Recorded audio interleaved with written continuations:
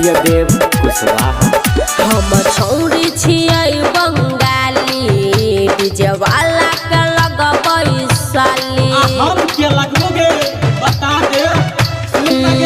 हम छौरी छियै बंगाली डीजे वाला के लगबै साली। नहीं दे हमें तू शॉट कनी दूरे दूरे हट, नहीं दे हमें तू शॉट कनी दूरे दूरे हट, नहीं छे हमर लायक रे। अच्छा धनुता दिला के छियै गायक के लहंगा में हुर देबो मायक के। धनुता दिला के छियै गायक के लहंगा में हुर देबो मायक के। धनुता दिला के छियै गायक के विकास राज मुजफ्फरपुर।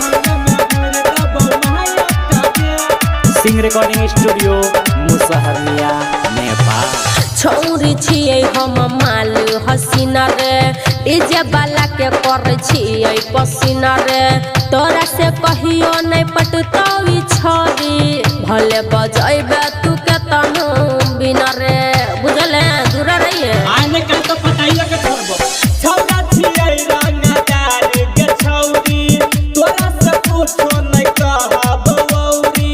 लागा उठा के तू नाचै न जान गे छौरा सब के देखा दही ढोरी।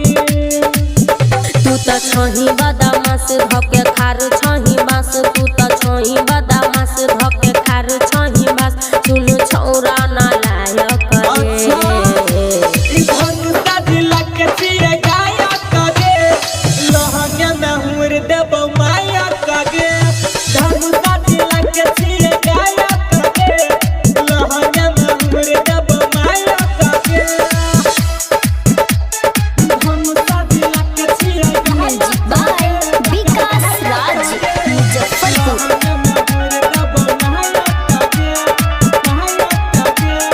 मायक गे।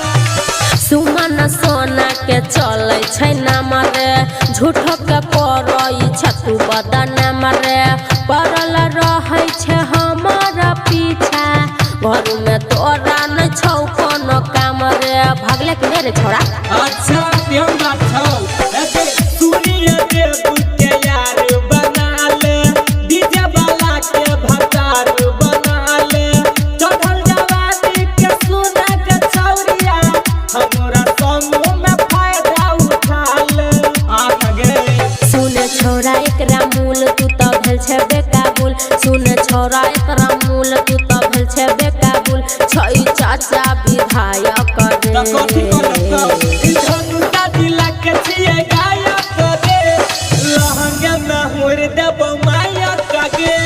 धनुता दिला के छियै गायक गे लहंगा में हुर देबो मायक गे। प्रेजेंटेड